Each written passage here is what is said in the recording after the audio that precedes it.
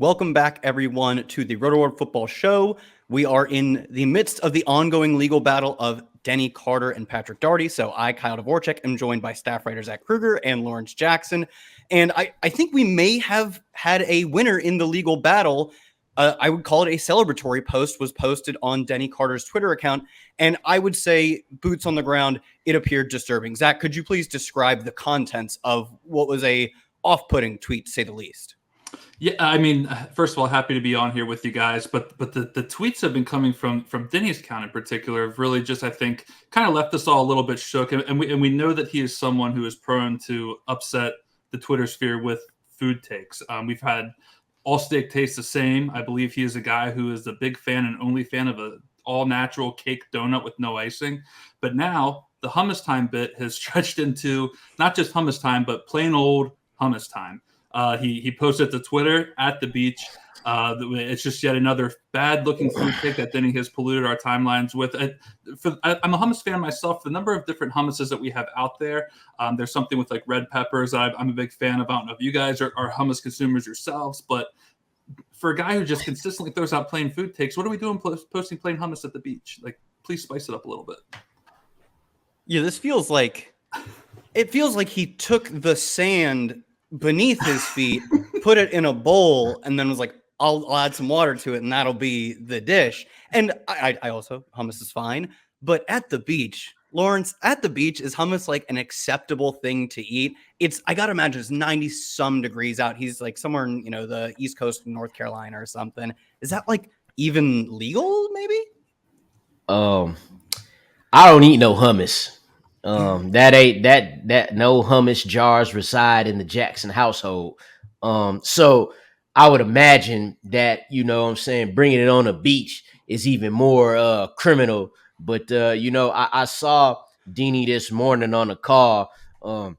He looked like he was going in on the hummus. He had a lot of stains on his shirt, so he whatever the case is, he went in on the hummus, whether it was in the beach or the cabin house, wherever he was at, man.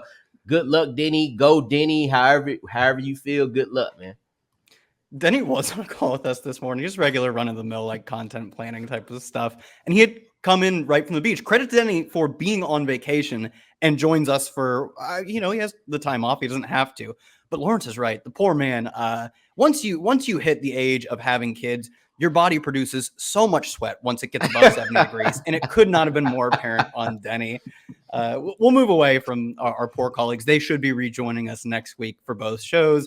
And we move into a little bit of news, frankly, which is a nice reprieve from just the dead zone of summer. Really nothing normally happening until about training camp kicks off.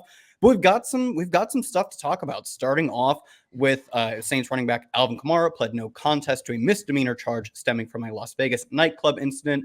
He comes away from this incident without a felony charge.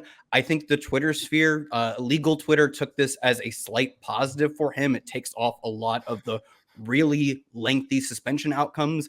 Seemed like the consensus, and I just completely speculating, roughly agree with that consensus, is that like 4 to 6 games. Lawrence, assuming he misses some time because of this suspension, what are we doing with this backfield that right now is, I assume no one will get added? It's a well-paid Jamal Williams and a reasonably highly drafted Kendre Miller. Yeah. So, as always, the Saints, even after Sean Payton left, they've kind of went with the, the multiple back system, the multiple back way, all of which, obviously in Kamara's better days, it never hindered his production on the field, as it, it kept him fresh. It kept him scoring all those touchdowns and catching all those passes. So the Jamal Williams signing, I kind of see as, he's that old version or he's the new version of the old Mark Ingram in that offense. Kendre Miller, on the other hand, higher draft pick for a running back, 3rd round. As a rookie, he still got to get in there and prove himself and show what he could do. But then again, Alvin Kamara did the same thing as a 3rd round pick 6 years ago. On Alvin Kamara's case, though, I feel like now that we know kind of what's going on and it ain't going to be some long Deshaun Watson type suspension. Now it's kind of, you're seeing it at a discount. Last year we saw when DeAndre Hopkins was suspended to 6 games, we saw him go in rounds 8, 9, and 10, and he paid immediate dividends as soon as he got on the field, getting targets, catches, yards. So I don't know if it'll be immediate dividends for Alvin Kamara like that, because even when he was playing, the production was tailing off. So, but it is a discount. Like, I just saw him, go Scott Fishbowl round 9 or 10. So, now that we know something, that'll probably bump up a few rounds. And it's really up to you if you want to take that risk, stack a couple of running backs beforehand, and, play with Alvin Kamara later and see what happens. For those who don't know, Zach also covers college football for us. Zach, do you have the skinny on Kendre Miller, who, I don't want to get over my skis on, because I think Jamal Williams is a perfectly fine player. He was solid last year, scored a ton of touchdowns, but produced at about expectation. There's room for Kendre to be more than that, but Jamal's also a really good Swiss Army knife type player, great pass blocker.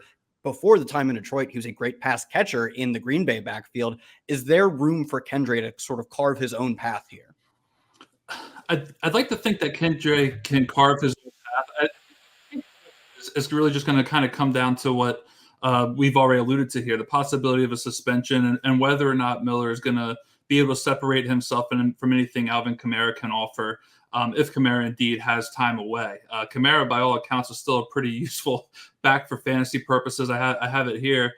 He was an overall running back 13 in terms of points per game last season. It was his first finish outside of even the top 10 in PPR leagues. So I think Kamara has always brought a lot to the table. We know that Miller is kind of that player who we think can serve in the Kamara role if it actually comes to that. He caught passes during his time at TCU. He had a big season for them last year on the way to an appearance in the national championship game. But if he's not able to separate himself from the pack in season, if Kamara serves a suspension, then I think he's kind of just going to be the player who will probably more or less fall by the wayside. And it's going to take Kamara, missing time, perhaps due to injury, or Williams missing time, perhaps due to injury, to really kind of have him factor in from a fantasy perspective over the long term. I also think that, even just speaking from a pure standpoint on how we view running back committees, we're already trying to get the best part of a 2 running back committee. I think getting the best part of a 3 running back committee is obviously that much harder. The one benefit to Miller could be that we should see a direct correlation to any potential rise in ADP for Kamara as a potential ADP drop for Miller, whose underdog ADP currently sits at 138.2. I mean, that could really come down pretty significantly as soon as any kind of word breaks that Kamara may miss time, I think, which then I think he's a nice value, particularly in best ball leagues. Yeah, I wouldn't be shocked if right now maybe isn't the best time to buy either of the backups, because once we get what I think will be the official sort of confirmation that it's not a lengthy suspension, that 6 games, we could see people sour on Jamal and Kendre. So maybe a time to buy comes, a good value dip comes soon. Moving to New York, ESPN's Diana Rossini reports Saquon Barkley and the Giants remain at a stalemate, with the deadline to reach a new deal approaching. That is Monday, July 17th. And she even floated the idea that he is up in the air for week 1. Just for a reminder, any franchise tag player who doesn't sign and get offered a multi-year deal by that July 17th deadline either holds out and simply doesn't play, or what I find to be the more likely outcome is that they just play on the franchise tag. Lawrence, is there how far apart do you think these teams are? 'Cause I've always thought of, at least in the past 4 or 5 years, Saquon is the true heart of this team, even when he's injured. And on top of that, we saw them, I'm going to call it, kind of capitulate to the Daniel Jones stalemate, where I thought Daniel Jones got a really handsome contract, where I know it a lot depends on, the incentives he earns and how much guaranteed money it is. But even just the flat sort of fancy numbers that may not pan out in reality of $40 million a year, I thought they did him well. They gave him the bag. Is Saquon going to get the bag, or do you think he really is going to have to play on the franchise tag, or does he not play at all? I don't know whether he'll get the contract or not, but I don't think he'll hold out. I think he, I don't think that'll be the play for him. And not even to compare it to the Le'Veon Bell situation. That was years ago, and he still ended up getting close to 30 million guaranteed after sitting out a season. But I don't think that'll be the play. I think he probably grit his teeth and play on the franchise tag just based on, whatever I know about him as the person and the player, whatnot. If we are shocked though, and we see him hold out or miss some time rather, which again, I don't think that's going to happen. But if it does, then we have to look towards the rest of the Giants offense, starting that quarterback with Daniel Jones. And we got to look at where his fantasy value lies. A lot of that rushing that he was able to get last year off those read options is due to the fact that Saquon Barkley is alive and breathing. So Saquon got tackled a lot more than the times he actually had the football, because that's where defenders would go towards. And now when you don't have that threat in the backfield, that'll change things for not only obviously the whole offense, but it'll start with Daniel Jones. I mean, they have a losing record without Saquon Barkley since Daniel Jones has been drafted, and they do much better when Saquon plays. So again, I think he'll play. I'm not going to change, if I'm going to draft him at the end of the first round, that's where I'm going to draft him. Like, I'm not going to change where I'm picking him in fantasy drafts. His stock shouldn't fall, even if he, misses a game or two, because that's all it'll take for the Giants to be like, all right, we got to do something. And their schedule, it ain't easy starting off those first 6 weeks. All it'll take is 2 games for him to be like, all right, it was a similar situation back with Emmitt Smith about 25 years ago. All it took was 2 games. Like, all right, let's get this guy signed and get him on the field. But I think it's still all systems go for Saquon. Yeah, I agree. I don't know if he gets the contract. I mean, the way the landscape for running backs is moving, he's 26 this year, I believe, with a injury history and a lot of tread on his tires. Still think he's really good, but that's just a bad position for a professional running back to be in. Maybe the Giants really are going to play hardball, but even if they do, I totally agree with Lawrence that I just don't see a way that he holds out at this point in his career and misses like what would probably be a crucial year in his career. So I think he stays, but it does bring up a good question of even if he does play, if he gets injured, this is a spot where the running back is so valuable on this team, not only to the team, but for fantasy purposes. They're getting a ton of work. Zach, is there a backup lean you have? I really think it's probably down between Matt Breida and Eric Gray, unless you have a third name. But I think both are interesting-ish options if we could maybe have a lean on one, though. Yeah, I mean, the lean is tough for me because I tend to focus more towards Eric Gray, just given the workload that he handled during his days in college, both at Tennessee and Oklahoma. He didn't just rush for 1,300 yards and 11 touchdowns last season. He also caught 33 passes for 229 yards with the Sooners. For his career over 4 years, he had 99 receptions. So we know that Eric Gray can definitely not just take on a rushing load if it actually came down to it, but we know he can also catch passes as well. 99 receptions over 4 years is certainly nothing to sneeze at. Matt Breida just kind of feels like the guy where if you're taking him, you're almost taking him like a nepotism pick with the Giants, I would say. He came over from the Bills. He's familiar with Brian Dable and that offense, which I think was part of the reason they signed last year.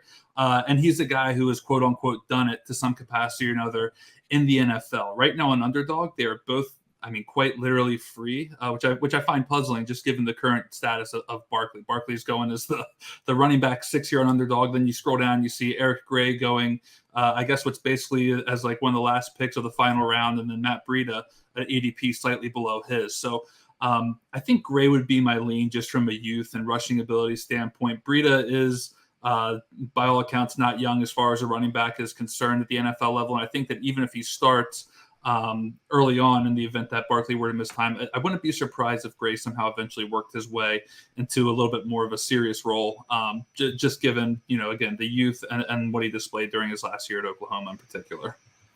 Yeah, neither redraft plays, but maybe players you can keep your eye on in best ball. The last news nugget we have is Javonte Williams said the plan for him is to be cleared by training camp. He was speaking off the cuff. He still mentioned that he has other medical evaluations to clear, and it's kind of up to the team if they deem him fit. So this is by far a sort of, it's not a declaration of him being ready. But I'd say things are trending in the right direction. Zach, I'll go back to you. How high do we think Javonte's ADP can climb? Because, You look at his stats from the previous 2 seasons. Last year was a very partial season, I think 4 games, but he looks like one of the most elusive and efficient backs on the ground in the NFL. I know it's potentially an ugly offense. We'll get to them in a minute as we talk about underrated and potential breakout offenses. I will once again be getting hurt by this team, I think. But how high do we think his ADP can climb if we do actually get some positive buzz early in camp on him? Yeah, I mean, some positive buzz early in camp on Javonte, I think can really just raise his ADP, which currently sits at running back 29 right now. I think it's going to raise it somewhere close to at least what is the top 15. Too crazy to suggest. He caught 16 passes in 4 games last year for 76 yards, 204 rush yards per game. Or I'm sorry, that would be actually insane. We should draft the number 1 overall if that's the case. 204 total rush yards last season in that limited sample size as well. He's a guy who we saw dating back to his rookie season, who can catch passes and be, like you mentioned, a good, highly efficient contributor on this team. I think top 15 is certainly within his range right now, which would raise it by a handful of rounds, certainly. The one vibe I kind of got with the Javonte Williams news that broke earlier this week was the J.K. Dobbins vibe from last year, where I believe he said something to the effect of like, "You wait till you see what me and God have been up to," and basically that was the line, and something to that effect. And he was pretty much trying to act like the idea of him missing training camp was a non-issue. He was going to be out in the field right away. Everything was going to be good by J.K. Dobbins' Twitter opinion, and we know that the season didn't quite go as Dobbins had suggested it would. Williams being a little bit more optimistic on his overall availability to be ready for the season kind of gave me that J.K. Dobbins vibe. I hope it is the case. I hope that we can see him out here sooner rather than later. But I'm definitely a little leery at this point in time. I'll wait to see how he tests heading into training camp and whether or not he's even able to get on the field before I get too high on that. Yeah, for me, it's I saw the news and I'm just like, all right, cool, because like when you dealing with those injuries, man, like you brought up Zach, you brought up J.K. Dobbins. Yeah, I definitely thought he was gonna be like looking like Ohio State J.K. Dobbins week 1. I do expect him to look like that this season because he's another year removed, and so I'm kind of feeling that same way for Javonte Williams. And this is like, and speaking of J.K. Dobbins, who, him and Javonte Williams are going, being drafted in the same range. If both were healthy, I would still take a J.K. Dobbins. Javonte Williams coming off that injury and being a running back who kind of like to punish people. I don't want them ones in fantasy. Like, it's cool. Again, I'll never say I'm not going to draft him because the value could become good for anybody, any player. Once you get in the draft, you might get to a certain round like, oh, this double-digit rounds, Javonte Williams still here. Well, let me click that draft button real quick on him. But Samaje Perine, where if you let social media tell it, Samaje Perine is coming off of a 2,000-yard season.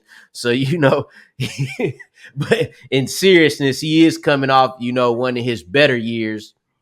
So, you got he's going to be involved either way, so that's a tricky backfield.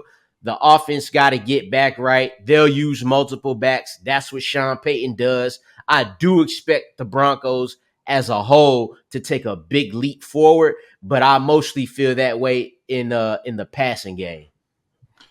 If I could just add also, I did just look back real quick. Dobbins' ADP last season on Underdog was running back 24. And I think we were drafting him, obviously, with the injury concerns, but then also not with the expectation that he was going to be catching a lot of passes. So I do think, just revisiting the ADP question real quick, I do think that somewhere in the top 15, if at some point in time we see that Williams is healthy in training camp, is certainly within his range of outcomes for his where his ADP officially settles before the week 1. We're going to hop into some underrated teams. We each brought one underrated team and one breakout team. Players maybe values on the underrated teams, and then the teams that we think can shape the fantasy landscape. But first, I want to remind you, with the NFL season quickly approaching, now is the perfect time to get your Rotoworld Fantasy Draft Guide. Get ready for your draft and stay one step ahead of your league during the preseason with updated player rankings, profiles, projections, mock drafts, and more. Go to NBCsports.com/draft guide and use code DRAFT2023 to save 20% at checkout.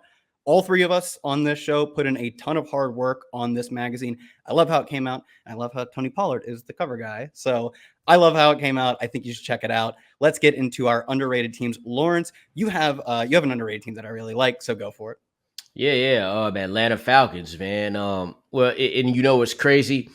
When you talk about underrated, I don't think anybody's underrating Bijan Robinson. They're definitely not underrating him. No one's underrating Drake London. He's probably properly rated. And we know that what Kyle Pitts is and can be if he just stays healthy.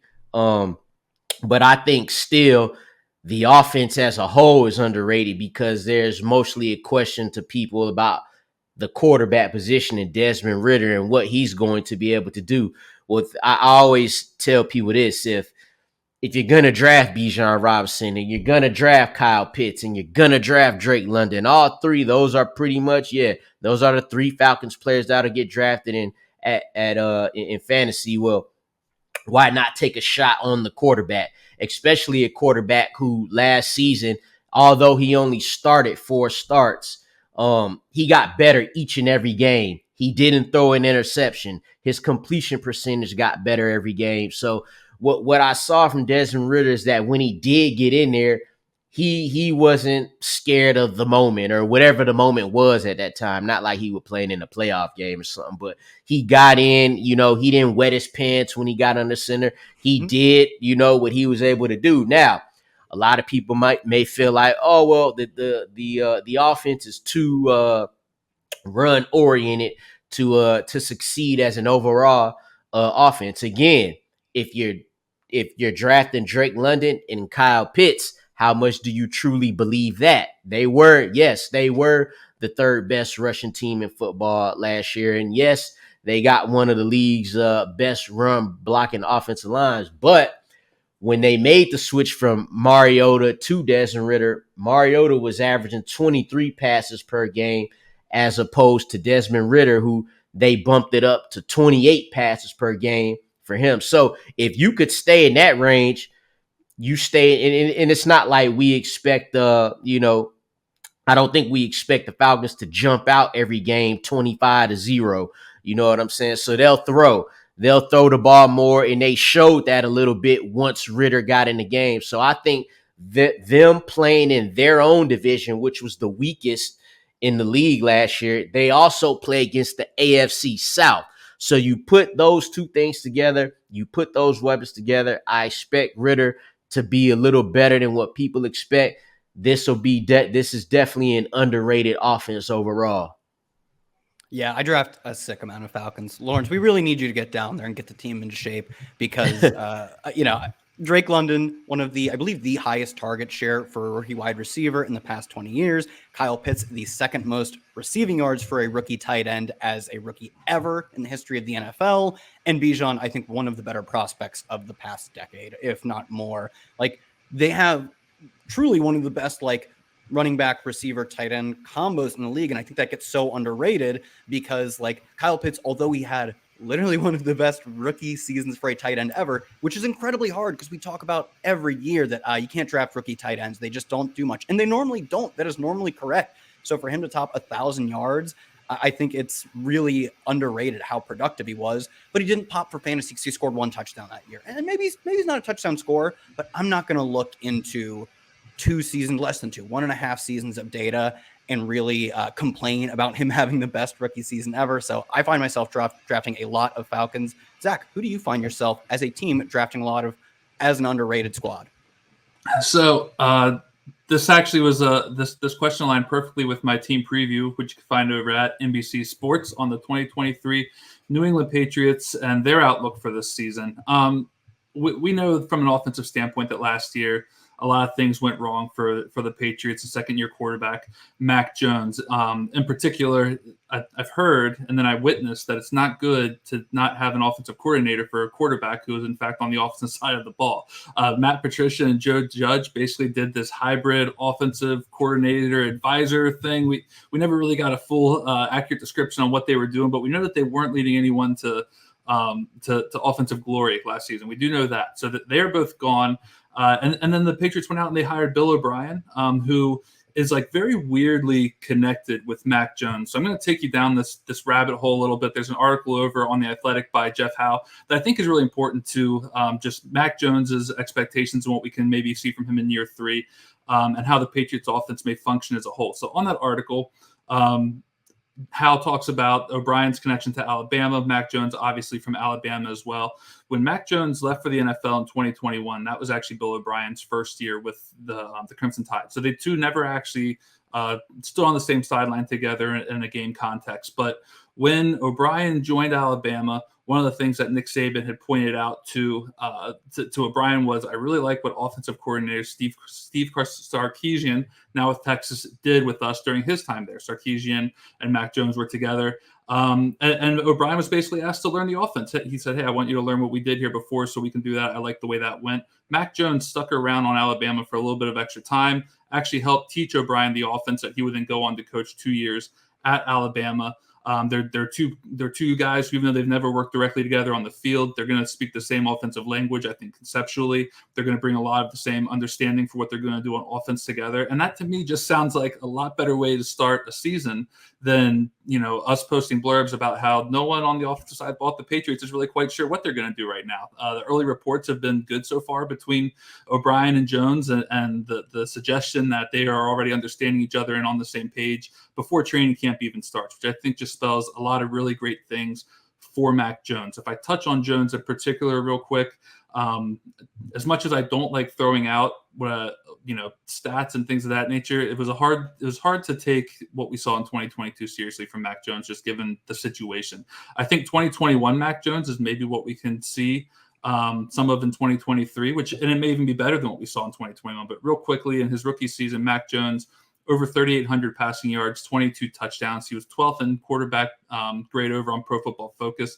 He was 10th in EPA per play, and then he was quarterback 29 at 15.8 points per game. That part's not so stellar. We need to see an improvement there. But down the stretch of his rookie season, we also saw Mac Jones throw for 2 or more touchdowns in 5 of his last 7 contests, which I think is obviously a great thing for fantasy. We like touchdowns, and if we have Patriots players who he's throwing to, all the better. Now, the wide receivers here in New England, apologies to friend of the show, Lawrence Jackson's best friend, Juju Smith-Schuster. I'm not quite as high on Juju, I think, as some people may be, and I'm open to a rebuttal from Lawrence at the end of this. But I do think that Juju can certainly step in and fill the slot wide receiver role that was vacated by Jacoby Myers now that he is with the Raiders. But my one concern that I have now with Smith-Schuster as we head into this is who the Patriots also brought in addition to him to essentially, I think, also fill some slot work. And that is tight end Mike Gesicki, who we know was just, if there's a tight end with a more down bad year, they're hard to come by. Mike Gesicki had an incredibly rough first go at it with Mike McDaniel last season. For a tight end who has 2 700-yard seasons on his resume, he posted 32 catches, 362 yards, and 5 touchdowns. His catches and receiving yards are both his worst since his rookie year. And he decided I have to get out of there. Mike Gesicki is a mismatch nightmare in terms of the slot. The Patriots have already talked about that, and we know that is where Juju Smith-Schuster likes to operate from. And we saw the slot be a profitable position for Jacoby Myers last year. He actually finished as the wide receiver 28 in a points per game standpoint. And because we know how volatile the tight end position is in fantasy, one of the players who I'm high on who I think could outperform their ADP is, in fact, Mike Gesicki. He's currently being drafted as a tight end 23. If he's pulling Juju off the field and stepping in as a slot himself and exploiting the mismatches that the Patriots are hoping to get out of him, I think that he has a chance to outperform his ADP and perhaps become a player who we're valuing late in drafts. So I really like the outlook for Gesicki. Obviously, I like the outlook for Mac Jones and where he's going as quarterback 28, and I think his rookie season provides us a little bit of optimism. The only other player I want to touch on here is a guy who I think could really outperform his ADP is Pierre Strong, the second-year running back out of South Dakota State. Pierre Strong has 4.37 speed. He caught 51 passes for 400 yards during his time at college. He also rushed for an absurd 3,900 yards and 36 touchdowns, were averaging 7.5 yards per carry at South Dakota State. As a freshman, he averaged over 11 yards per carry, which is just absolutely insane. And it wasn't on like 5 carries. He saw a significant workload. Pierre Strong is an explosive player. We obviously know that Ramondre Stevenson is going to be the lead back in that offense from a first and second down standpoint. I think he undoubtedly will lead the team in carries. but some of the receiving work that we saw from Ramondre Stevenson last year, while great for fantasy purposes, wasn't exactly efficient receiving work, if that's the word I'm going to go with here. Stevenson saw 89 targets last year, caught 69 balls. But some of the early rumors on Pierre Strong is that he is possibly going to see more work as a receiving back this year. We know that is a position that's been great for fantasy managers and Patriots players in particular. We saw James White all those years become that kind of guy who we just relied on in PPR leagues. I think Pierre Strong has a chance to also outperform his ADP, currently going as running back 63. So I think that in some ways we talk about slept on offenses and we talk about, the exciting wide receivers, the big name running backs. For me, it's Mac Jones of the Patriots. It's Pierre Strong, who's going late. And then it's a tight end in Mike Gesicki, who, if you can hit on a tight end late and he does well, it's going to pay off for you in fantasy drafts. So not so high on the wide receivers here, but I think there's other parts of the offense that are going late enough in drafts that could have decent returns for us. You feel like Mike Gesicki is gonna keep Juju off the field, their highest paid offensive player? I can't rule it out. We've seen the way that they tend let's pay Juju all this money, but take him off the field they're definitely, the Patriots are definitely being slept on. Their first 4 weeks, Eagles, Dolphins, Jets, and Cowboys, they might be in a coma after that. Like, which one of those games are they? Like, which one of them games? It's gonna be tough for them. Like, which one of them games are they winning? Like, they play the NFC East. They play their own division, and then NFC East had 3 playoff teams. AFC West had 2 playoff teams. Then they have their own division, which most people feel like they're far and away the sorriest team in a division. It's gonna be tough for Mac Jones. That it's gonna be tough, man. I just don't know where. Like, I definitely think he can improve upon the 14 touchdowns and 11 interceptions. Mm-hmm. That, oh my God. It will be tough, I think, for Mac Jones. The Patriots, like you said, they do have one of the toughest schedules, but we've also seen how negative game script can also prop up certain players, particularly in the passing offense. We've famously coined garbage time Blake Bortles over the years as a guy who was just surprising us with these late game heroics. And if they do find themselves down, then it could be a lot of checkdowns to whoever ends up being the receiving back. It could be Mac Jones relying on the intermediate targets in the slot. And you make a great point with Juju Smith-Schuster, but Juju Smith-Schuster also saw one of his more heavy seasons last year with the Chiefs from actually playing on the outside. So I do think that there's a way for Gesicki and Juju to kind of be interchangeable on this offense, because we both know that they flourish in the slot. I think the Patriots clearly see that. And I think really it could actually just come down to who sees more targets and where Jones prefers to target his receivers when they're both on the field together. Yeah, the thing with this team is they're just so cheap. They don't have a receiver going top 50 in amongst the receivers. They don't have a tight end going top 20. Their quarterback, Mac Jones, is sandwiched between 2 other quarterbacks in underdog ADP in Sam Howell and Desmond Ridder, who I think are at far greater risk to lose their job just based on the team's investment in Sam Howell and Desmond Ridder versus the investment in Mac Jones. So you look at how cheap they are. Bailey Zappi came off the bench for this dude against the Bears.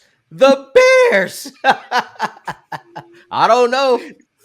I feel like I am a fan of Bailey Zappi, but what did they spend? It's got to be. I'd imagine it was like a 6th round pick or 5th. I think Bailey Zappi was.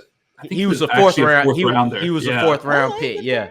Good for him. Only about 100 picks behind Mac Jones. That's good. Which makes it even more crazy. It actually does make it more crazy. Well, look, if you want crazy, my team is at least going to be worse than your guys' teams in the Tampa Bay Buccaneers. And I'm not pinning them as a breakout team. I think this team is going to struggle, but I think we're underrating just how good the skill position players are. Since entering the league, Mike Evans is 3rd in receiving yards. Since entering the league, Chris Godwin is 13th. And last year, they played in a way that was really conducive to fantasy points. I think our colleague, rest in peace, Patrick Daugherty, he's fine, but he's not with us, would say it was a PPR scam by some extent. And look, I'm totally willing to buy into a good scam. They were 6th in situation neutral pace. They had a plus 4% pass rate over expected. And I think a lot of that was just systemic to how they had to play football. They couldn't run the football. They weren't great at passing it, but it's at least good to have volume at a thing that's better. Like all things being equal, typically running is less efficient than passing. So they passed a lot and their defense was fine, but it wasn't a defense that you could just say, we're going to run a ton and let them really handle the dirty work. I think that's probably the sort of situation they're pigeonholed in again. I think we look at what Baker did last year. It was justifiably terrible, but he also played for the first half of the season in a coach that would go on to get fired, and the second half on a team that I believe the Rams went 13 for 13 in their first 13 games, starting new offensive lines every single time. I think they got up to either 14 or 15 in different combos. He joined that team. He started and won a game, jumping off the plane and walking to the stadium. And they didn't have Cooper Kupp at this time. So I'd argue it was one of the least productive, least talented receiving corps. And he wasn't good, but he did improve in a bad situation. And looking back, you have to look back a little bit, I admit. But in 2020, he was a legit good player. He was 10th in CPOE, 9th in EPA per play. He was a player who we were like falling over our faces to be like, oh, this is the next up and coming team in the AFC. Do I think he's good? Probably not. But can he be like 16, 17 game starter, distributor level type of player? Now his offensive coordinator, Dave Canales, I believe is how you say his name, is the guy who unlocked Geno. And maybe it turns out he's the guy who unlocked Russell Wilson. Like, this is a decent situation for a quarterback, and it's really talented receivers. So I just think they're cheap. That's why I have them underrated, the same way that I actually like the Patriots an underrated team. They're so cheap. And at least the receivers on this team, they're talented. Yeah. Nah, I'm definitely with you in well, half of that at least. what Zach said about the Patriots possibly being in negative game script and being able to, get the passes off, check down, and what have you. I kind of see that more so happening for the Tampa Bay Buccaneers, because Baker's definitely good for that. Now, I will say I was not one of those people who, when the Browns got Odell, I wasn't like, oh, yeah. Nah, y'all didn't know me back then, but trust me, it's online. I was not with that. Anywho, but yeah, I just drafted, Mike Evans, and I would love to draft Chris Godwin. Now, speaking of, guys who might lose their position, do you think it's out of the question that we ever see Kyle Trask? No, it's definitely not out of the question. We could totally see Kyle Trask. So it's like, Baker's like a last round best ball. Say you got two of the guys past ADP. You got Mike Evans and Chris Godwin past ADP. You've made a pretty reasonable bet on Baker getting them there. And Baker's going undrafted most of the time. So I like him as like a sneaky super flex or back end of the best ball. But this is, for most people, it's maybe by the Bucs. For best ball sickos, sure. Yeah, I've taken some Baker. I'll apply the same logic to this. If we're drafting Mike Evans, if we're drafting Chris Godwin, even when I don't like the quarterback as much, I will apply the same logic. If we drafting the two receivers and the running back, then, hey, who's delivering them the ball?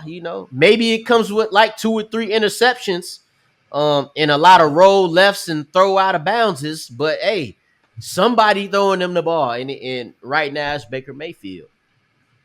Baker is the ultimate roll left, throw across the body. Linebacker sitting there. Linebacker's like, he's not going to throw this, is he? He throws it. He absolutely throws it.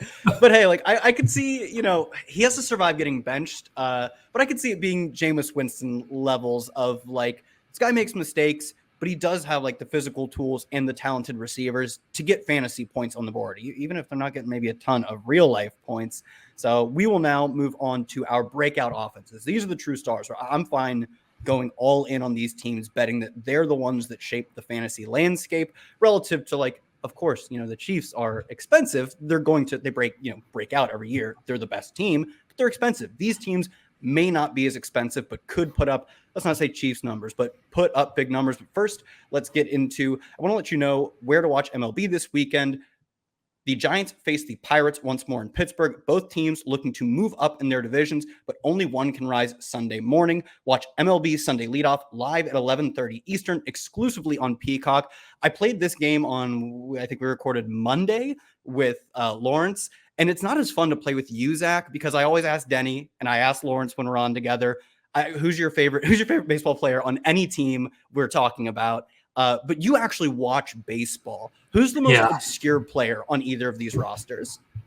Man, can I see the graphic again? I'm sorry, I zoned out looking for We've got Giants and Pirates. Lawrence for reference. Knew Andrew McCutchen, did not know that he at one point left the team and luckboxed into him guessing Andrew McCutchen. Give me the most obscure player. I'll see if I grind the MLB DFS. So who's the most obscure player? See if I've heard of him. We won't go too obscure, but we'll go with a guy who's certainly doing good things here. What's your all's file on Jack Sawinski of the Pittsburgh Pirates right now? Do we have a file on Jack Sawinski right now? He's an outfielder. He is an outfielder. Yes, he's. Yes. I feel like that guy lived down the street from me. Yeah. There's a good chance he does. Yeah, he's an outfielder for the Pirates. He's I believe a left-handed slugger sitting at 19 home runs at the All-Star break. One of those guys who it's pretty much boom or bust every time he's at the plate. You're either going to get a strikeout or he's going to hit the ball over the defense's head and put a few runs on the board. So we'll go with Jack Sawinski as the obscure but still a guy who you might know out there. Hey, I like it. I knew him. Speaking of a boomer bust offense, in this case, Lawrence, who do we got for the breakout star offense of 2023? Yeah, you just mentioned it, a team that's a little cheaper that could produce Kansas City-ish type production. And I feel like all around the Cleveland Browns is going to get to that level. They're going to, I guess, I don't know if they'll bounce back because I don't know if they ever was there. But they're going to bounce this season in that tough AFC North. You know how sometimes people like to say, hey, man, just throw away that season because it actually never happened. Well, I'm not going to say that because those 6 games that Deshaun Watson played with the Browns where they was all types of out of sync, Amari Cooper production went down when Watson got back in. Don't throw it away. Remember it. But what I believe this season is they're going to use that, learn from that, work on that. Deshaun Watson will get back to being a top tier quarterback in real life and fantasy.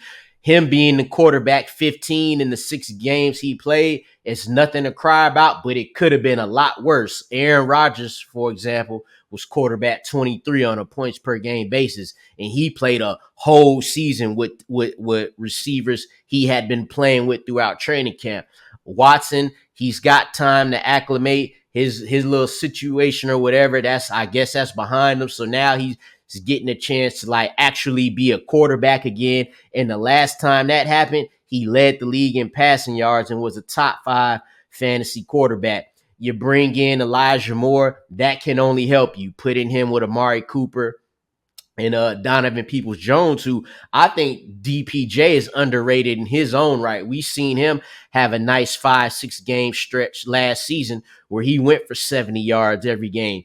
You got David Njoku, who will be a solid tight end. I'm not going to say he's a tight end 1. We know that. But being a tight end 1 isn't really, a glaring endorsement from the tight end position. He is one of 8 tight ends from last season, though, to average double-digit fantasy points per games. Now, while he did disappear at some points, I think, like I say, the consistency with the offense being together as a whole will get this team into contention, and they're going to give the Bengals some trouble. They're going to give the Ravens some trouble. Like, they'll be in that mix. So I think they'll break out this season.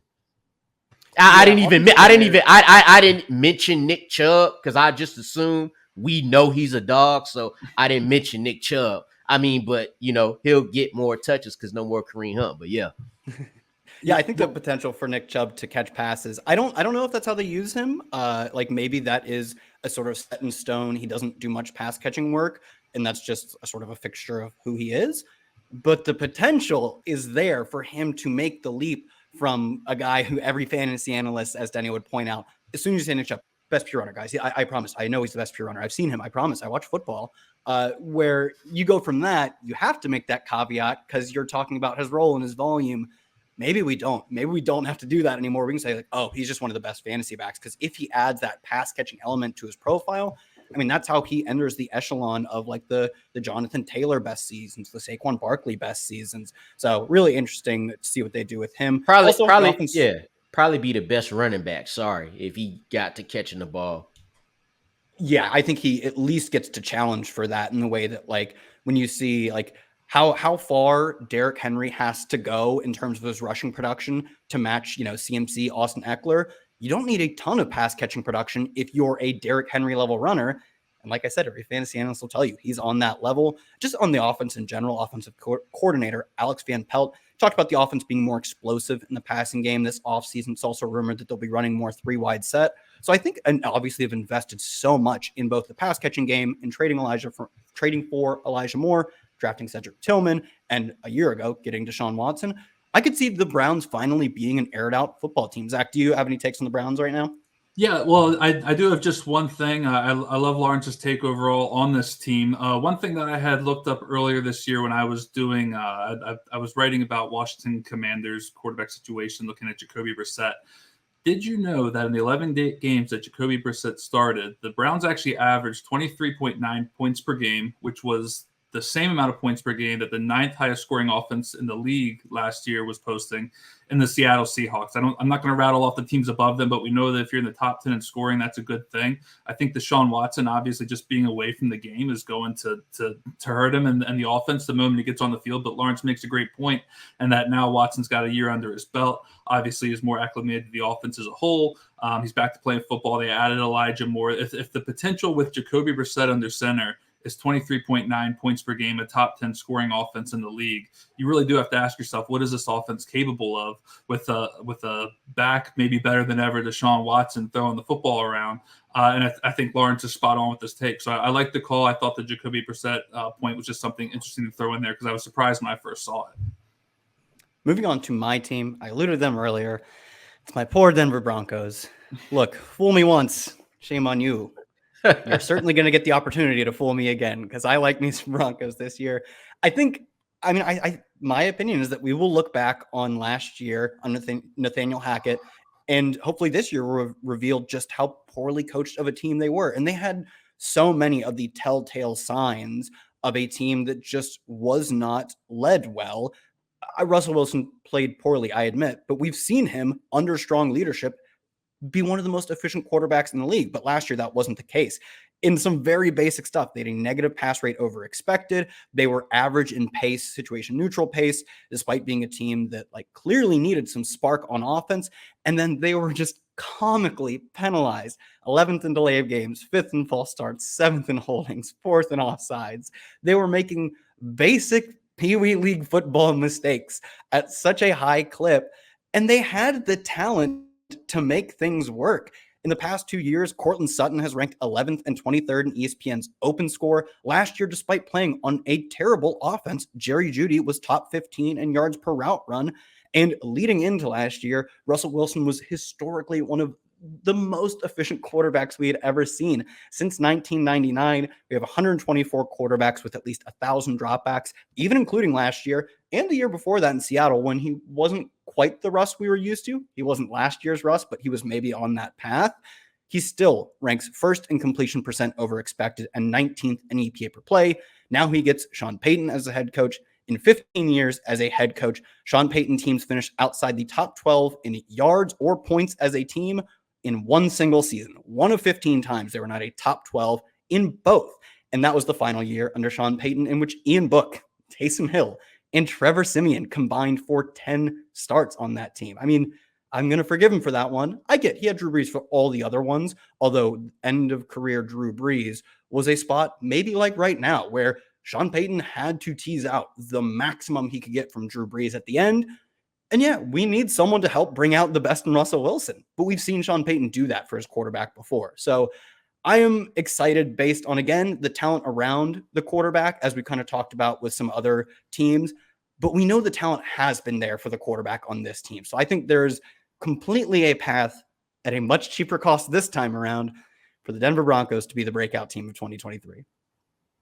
I'm with you there, man. I don't have much to add to that, but I think they'll like the Browns. They'll give the Chargers and the Chiefs a run for their money. Yeah, no, Yeah, I'll take that. I'm with you, Kyle. I like the Broncos as potential breakout too. I do think that the Sean Payton addition is just something that we can truly factor in with just what we've seen with him do with the Saints over the years. And I think too that Russ doesn't necessarily even have to get back to being the kind of elite caliber player that we saw in Seattle. If we can even just get him back to like being a middling top 12, top 10 quarterback from a fantasy perspective, I think that's going to raise the ceilings of a lot of the guys who we like, who, as you pointed out, we're taking later in drafts. So I like that take as well. Zach, bring us home. Final breakout team for 2023. I'll bring you home. I'm sticking with the whole offensive coordinators knowing what they're doing might possibly be good for fantasy purposes argument. In this case, we have the Los Angeles Chargers, who I'm riding with as a breakout offense. Out is Joe Lombardi, the former offensive coordinator. In is Kellen Moore, the former Dallas Cowboys offensive coordinator. The crazy, do you ever just like think sometimes about like a certain coach or maybe another situation in life where if someone lets you go or you see someone let go and you find out they were picked up the next day, that maybe the person who made a decision to let that other person go made the wrong call? Kellen Moore was let go by the Dallas Cowboys on January 29th. By January 30th, we had a report that the Chargers were hiring Kellen Moore. If you want to talk about just the absolute mind meld that might go down in Los Angeles this season between Moore and head coach Brandon Staley, I think this could lead to a lot of fantasy goodness.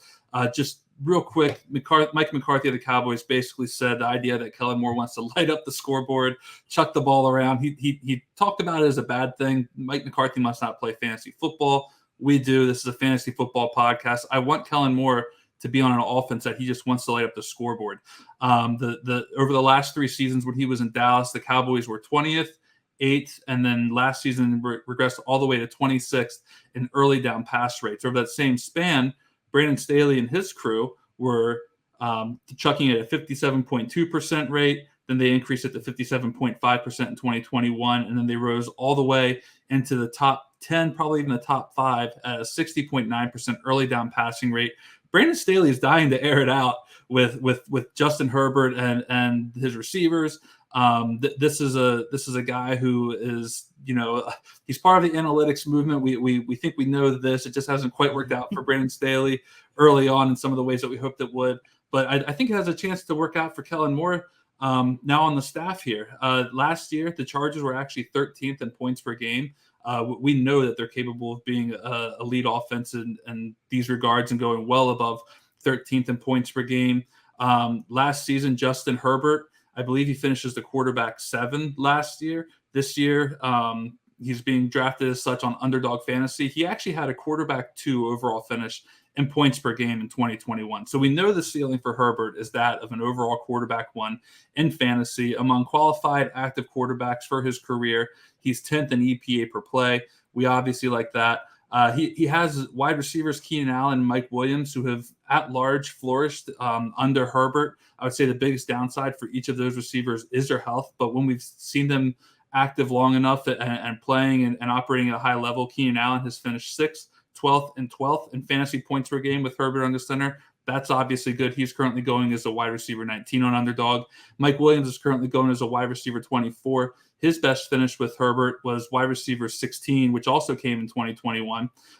We've seen this offense just put up big numbers when everything is clicking, when everyone is healthy, and it's all systems go. The Cowboys, when they were throwing at their highest early down pass rate under Kellen Moore in 2021, they were first in total points per game in the NFL, 31.2.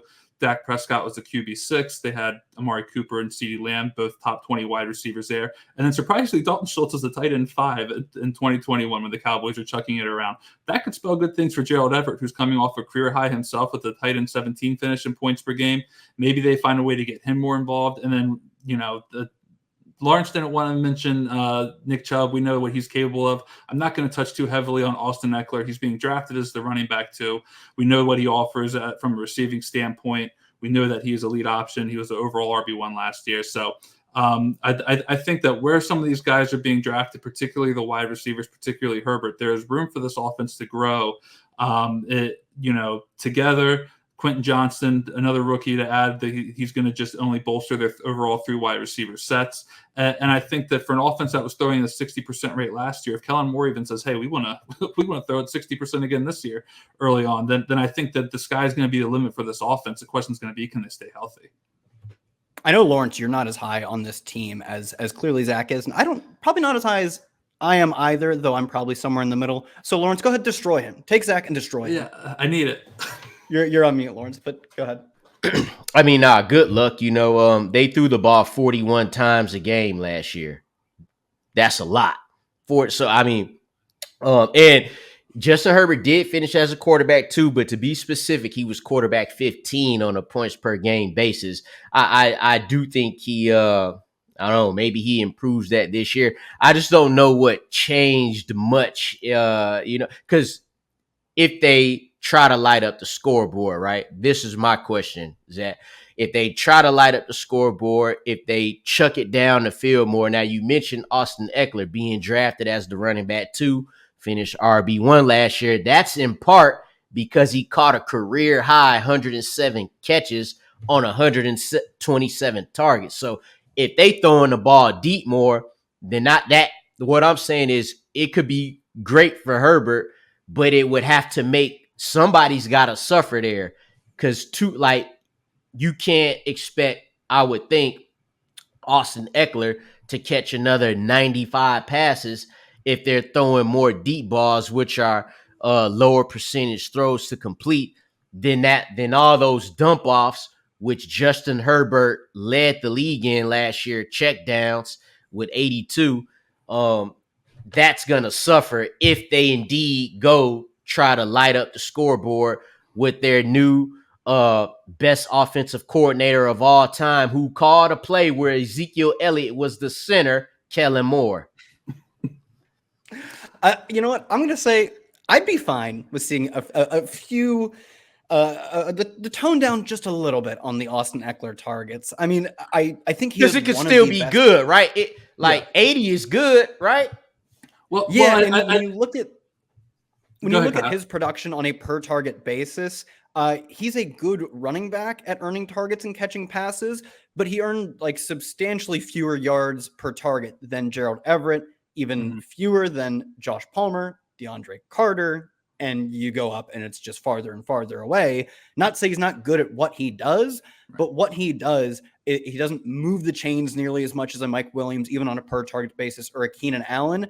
And I want to see the offense do more. And also, if you're passing more, you are moving the chains more, you're going to give him lighter boxes, because he wasn't an extremely efficient running back on the ground last year. What he did best was he gets in the end zone and he catches passes. Give the tiny man some lighter boxes by throwing farther down the field. Please help everyone out. Help me, help you. So I think it's possible. They kind of remind me of where the Dolphins were last year, where they've added talent for Tua. And we've seen Tua be, up to that point, a very limited player. He was the most usage of RPO among any quarterback, and they used RPO to help move the ball farther downfield. He was gimmicky in a sense, and that's not something Mike McDaniel's offense in San Francisco had done.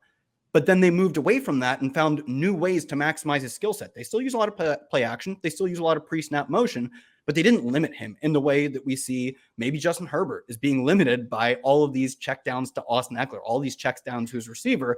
He has the physical tools to move past that.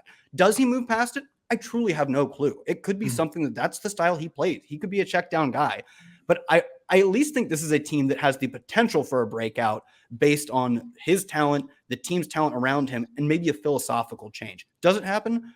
I don't know. It's certainly possible it doesn't, but they remind me of the teams like the Dolphins in years past, where they almost have two paths ahead of them. One of them is the guys are almost unanimously overpriced, and one path is a true breakout. So excited to see what we get from them. Excited to see what we get from this show next week as we look toward the return. I assume Denny winning the legal battle stays on as a NBC man, so we should see both him and Patrick Daugherty rejoining us next week for both shows. So myself, for Zach Krueger, and for Lawrence Jackson, thanks for tuning in. Subscribe, find all of our team previews, and we'll catch you next week.